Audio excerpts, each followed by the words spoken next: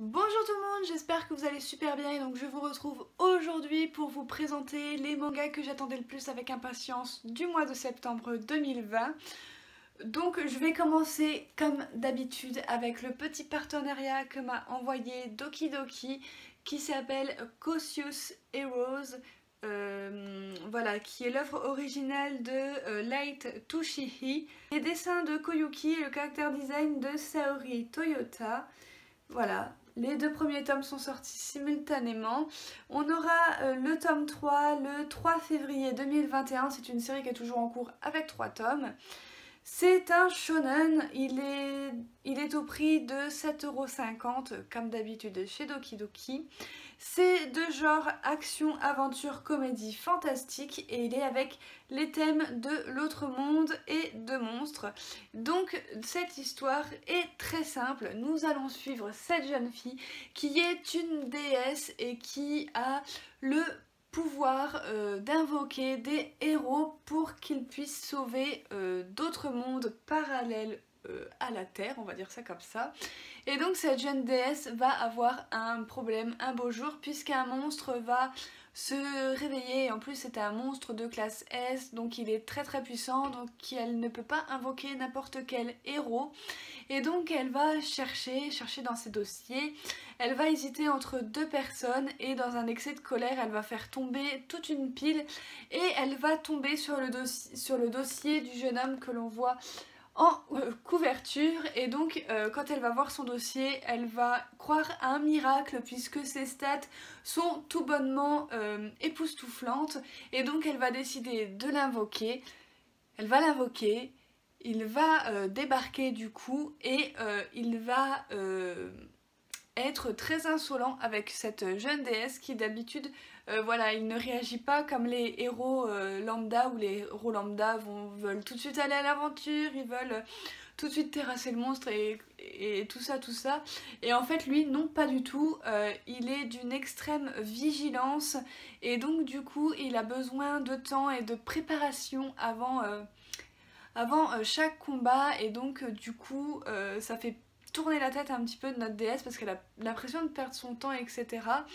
Mais en fin de compte, et alors que pourtant il est super puissant et tout, mais en fin de compte, dans un sens elle se dit est-ce que c'est pas finalement peut-être plus une qualité qu'un défaut d'être super vigilant et de vouloir se préparer à chaque combat pour pouvoir sauver des mondes, etc. Et donc on va suivre leurs aventures à tous les deux, où c'est qu'ils vont sauver plusieurs mondes pour arriver jusqu'au monde où c'est qu'il y a le terrifiant monstre de classe S qu'il doit terrasser. Donc c'est assez sympa, il y a certains passages qui m'ont fait rigoler. Les dessins sont très sympas également, je les trouve très très beaux les dessins. J'ai juste peur que au bout d'un moment ce soit redondant puisque les chapitres voilà, c'est toujours un petit peu la même chose. Voilà, le héros, voilà, la déesse va apprendre une nouvelle mission, le héros va lui demander d'attendre, il va se préparer, il va acquérir de nouvelles compétences, etc. Certes, et après il terrasse le monstre en 2-2 et après ça recommence. Donc j'ai peur qu'à la longue ça soit un petit peu redondant. On est vraiment sur un manga qui est plus tiré voilà, sur la comédie de situation qu'autre chose. Donc du coup à voir avec les autres tomes qui vont arriver, voir ce que l'auteur a en tête.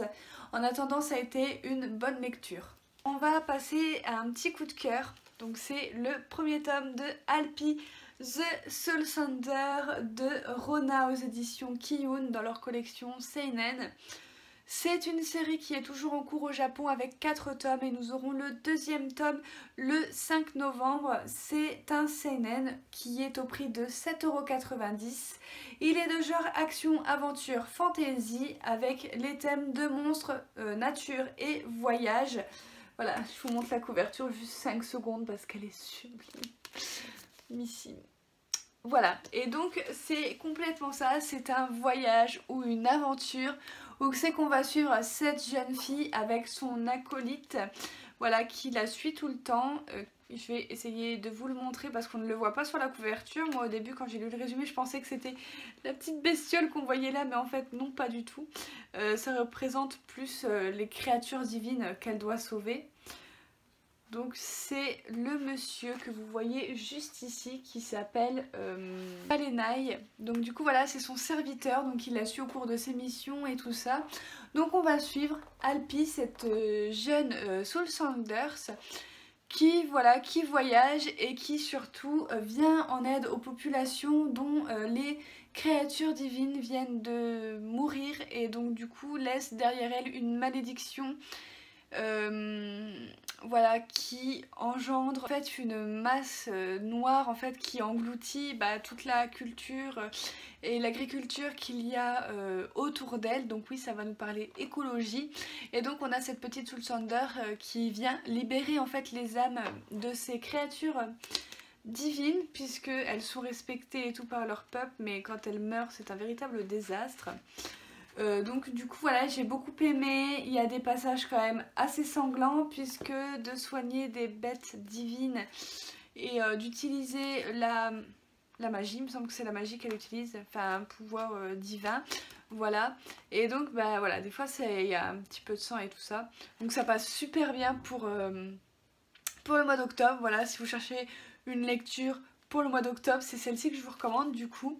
Elle est vraiment super sympa, et donc du coup voilà, j'ai hâte de voir la suite. On a encore beaucoup de trucs à découvrir, puisque Alpi, elle est Soul Sander, certes elle adore aider les gens autour d'elle et tout, sauver les créatures divines et leur offrir la paix. Mais ce qu'elle recherche par-dessus tout, c'est la trace de ses parents, puisqu'ils sont portés disparus. Ils étaient Soul Sander eux aussi, et on ne sait pas où c'est qu'ils sont passés. Donc j'ai très hâte de suivre l'aventure de cette petite fille. Et franchement, les dessins, comme je vous les ai montrés, sont vraiment sublimes. Voilà, ça se lit assez vite parce qu'il n'y a pas beaucoup de texte. Voilà, tout se joue vraiment dans les dessins. Comme vous pouvez voir, il y a énormément de décors, c'est très détaillé, c'est très joli. Donc du coup voilà, rien que pour ça je vous le recommande. Et puis si vous voulez une aventure, voilà, du voyage, c'est une lecture qui est faite pour vous. Elle est vraiment géniale, n'hésitez pas à me dire ce que vous en avez pensé dans les commentaires si jamais vous l'avez lu. Le tant attendu Spy X Family de Tatsuya Ando aux éditions Kurokawa. C'est une série qui est toujours en cours avec 5 tomes, et on aura le tome 2 le 12 novembre. C'est un shonen qui est au prix de 6,90 €. C'est de genre action, aventure, comédie, et c'est avec les thèmes de l'assassinat, de l'espionnage, de la famille et de l'organisation secrète. Avec ça, je vous ai un petit peu pré-résumé le manga. Qu'on va suivre tout simplement ce jeune homme Twilight qui est sur la couverture, qui est un grand espion. Voilà, il espionne pas mal de gens pour le compte d'une organisation secrète. Et donc pour sa nouvelle mission, il faut qu'il crée une famille, puisqu'il n'aura pas le choix s'il veut réussir cette mission. Donc il va se dire bon bah ok, on va faire ça, on va créer une famille. Donc il va aller chercher une petite fille dans un orphelinat, accueillir une petite fille en ignorant qu'elle est télépathe. Et il va également se chercher du coup une épouse qu'il va bien évidemment trouver dans ce premier tome, en ignorant totalement que c'est une tueuse à gages. Voilà, vous avez le trio, le combo que l'on va suivre, et c'est juste des situations trop drôles, parce que du coup la fillette elle comprend tout, même s'il lui dit pas la vérité, parce qu'on peut pas dire tout à une enfant, c'est pas possible, surtout quand on est espion, quand on est tueuse à gages, c'est pas possible. Mais vu qu'elle est télépathe et qu'elle peut lire dans leurs pensées, vous imaginez même pas du coup la fillette, comment les réactions qu'elle a et tout, c'est trop drôle. Donc du coup voilà, et puis cette femme tueuse à gages, voilà, qui va se marier du coup avec un espion, et tous ensemble ils vont découvrir un petit peu ce que c'est du coup d'avoir une famille, puisque derrière ils ont tous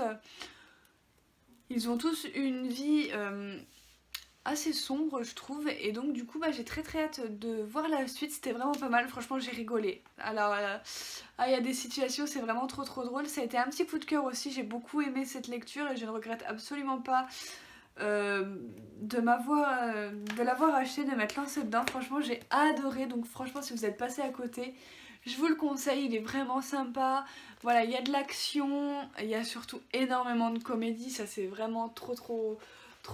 J'ai vraiment beaucoup aimé, j'ai pris beaucoup de plaisir à le lire, et donc bah, j'attends la suite avec vraiment beaucoup d'impatience. On avait Hitman, les coulisses du manga de Kujiseo, voilà, chez Pika. C'est une série qui est toujours en cours avec 10 tomes. Nous aurons le tome 2 le 18 novembre.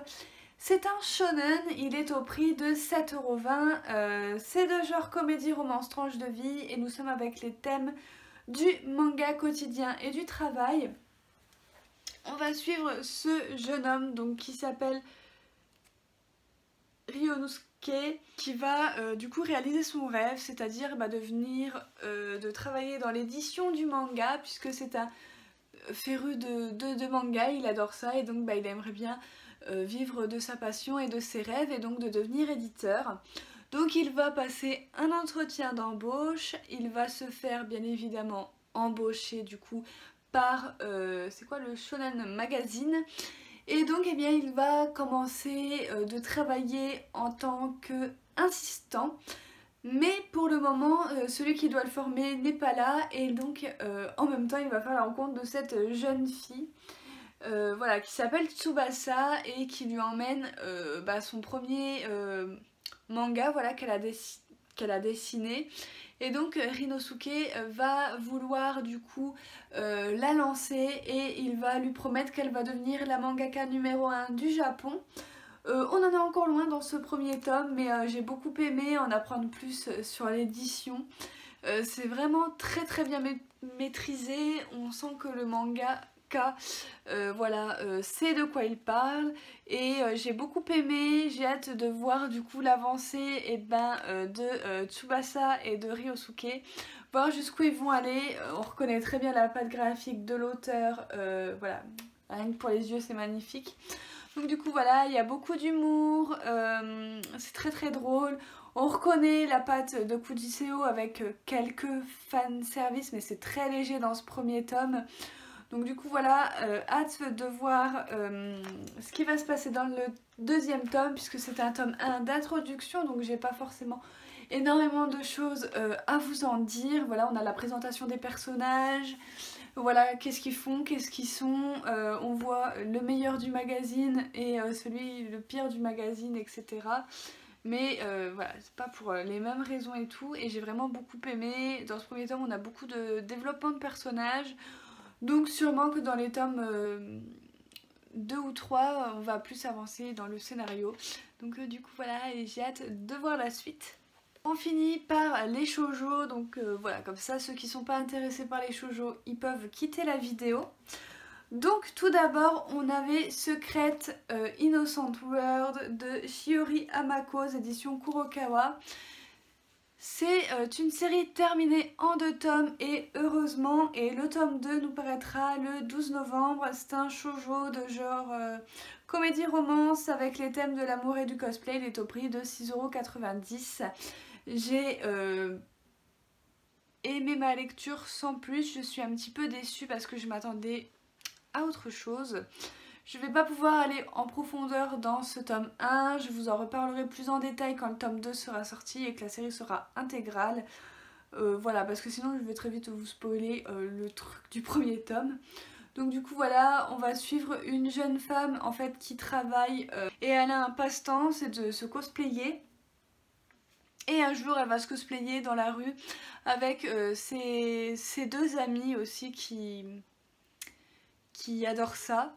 Et un de ses collègues va la remarquer, et il va lui dire comme quoi qu'en gros il ne divulguera pas son secret si elle fait ce qu'il lui demande.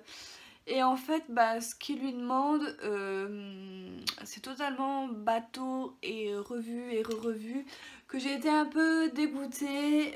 Les personnages font très enfantin alors que pourtant ils ont plus de 25 ans, je me serais crue dans un shoujo plutôt qu'un josei. Moi je m'attendais vraiment à un josei avec des personnages assez matures, vraiment que c'est que ça part dans le cosplay et tout, quelque chose d'assez d'assez mature avec des personnages vraiment qui en ont dans la cervelle quoi, pas vraiment typé très shoujo avec tous les clichés en veux-tu en voilà.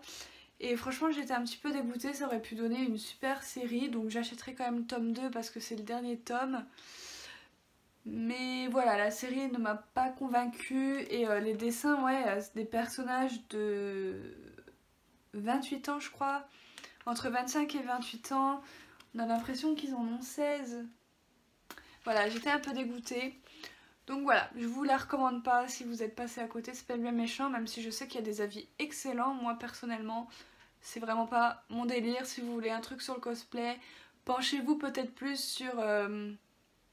sur Sexy Cosplay Dolls de chez Kana. Les personnages sont au lycée pourtant, mais sont beaucoup plus matures que là-dedans, donc c'est pour vous dire à quel point c'est chelou.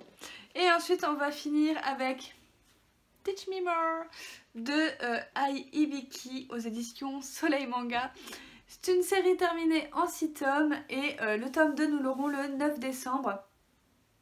C'est un shoujo érotique au prix de 6,99 €. Il est de genre drame, mature, romance. Et au niveau des thèmes, nous sommes avec le thème de l'amour et du sexe. Comme d'habitude, ça ne change pas avec cet auteur. Voilà, donc j'ai bien rigolé. Voilà, c'est tout ce que je peux vous en dire sur mon avis, c'est que j'ai bien rigolé. Après, faut pas prendre les lectures de Ai Hibiki au sérieux parce que franchement, ce genre de situation, ça n'arriverait pas dans la vraie vie. En gros, on va suivre Miku, cette jeune fille qui a son père qui est endetté et elle a sa mère qui est malade il me semble. Et donc elle va décider tout bonnement de vendre son corps à quelqu'un qui pourrait lui prêter de l'argent. Le problème c'est que ce monsieur là, voilà, il est réputé pour avoir des maîtresses etc, machin etc. Mais le problème c'est que la Miss elle a pas d'expérience en amour, pas d'expérience dans le sexe. Et elle veut se lancer là-dedans, donc en fait le gars va lui dire non. Et en gros il a un assistant, donc c'est le beau brun ténébreux que vous voyez sur la couverture, qui va du coup devoir la former. LOL. Voilà, et donc voilà, c'est des trucs qui n'arriveraient même pas dans la vie. Et puis franchement les quiproquos qu'il y a là-dedans. Donc voilà, j'ai aimé, ça m'a bien fait rire, j'ai passé un bon moment de lecture parce que franchement c'est vraiment très drôle. Donc voilà, je finirai la série bien évidemment pour voir jusqu'où ça va en espérant que l'auteur ne me déçoive pas comme elle a pu me décevoir avec Teach Me Love. Donc du coup voilà, d'ailleurs je n'ai plus d'œuvres de cette mangaka dans ma collection puisque je les ai revendues et celle-là à mon avis je vais juste la lire. Voilà, parce que franchement ça me fait tellement rire. Cette histoire et j'avais commencé Teach Me Love pour la même raison. Ça me fait tellement rire que voilà, je peux pas m'empêcher dès que je vois une œuvre qui sort de cet auteur, je suis obligée de la tenter parce que franchement c'est trop drôle et j'espère qu'un jour elle nous peut-être pendra un manga, certes peut-être érotique mais qui peut dépeindre de la réalité, ce serait vraiment bien parce qu'alors là mais... les situations improbables dans cette série. Donc du coup voilà, pareil, si vous avez passé votre chemin, c'est pas bien méchant. Voilà, sinon c'est un très chouette divertissement, mais sans plus, voilà, il n'y a pas de profondeur dans les sentiments, il n'y a pas grand chose quoi. Voilà, c'est juste pour... c'est une lecture rigolote, détente et pour faire fantasmer en fait, tout simplement. Donc du coup voilà, j'ai bien aimé, mais voilà, ça n'a pas été la lecture que je vais garder en tête très longtemps vu les belles pépites qu'il y avait au mois de septembre. Du coup voilà tout le monde, j'en ai terminé pour cette vidéo, j'espère qu'elle vous aura plu. Comme d'habitude, n'hésitez pas à vous abonner, c'est très important, à mettre le petit j'aime, à me dire en commentaire si vous avez lu quelques-unes de ces nouveautés et si vous avez aimé ou même si vous avez lu d'autres nouveautés qui sont sorties au mois de septembre que je ne vous ai toujours pas présentées. À partager si le cœur vous en dit et moi je vous retrouve très bientôt pour de prochaines vidéos. Bye!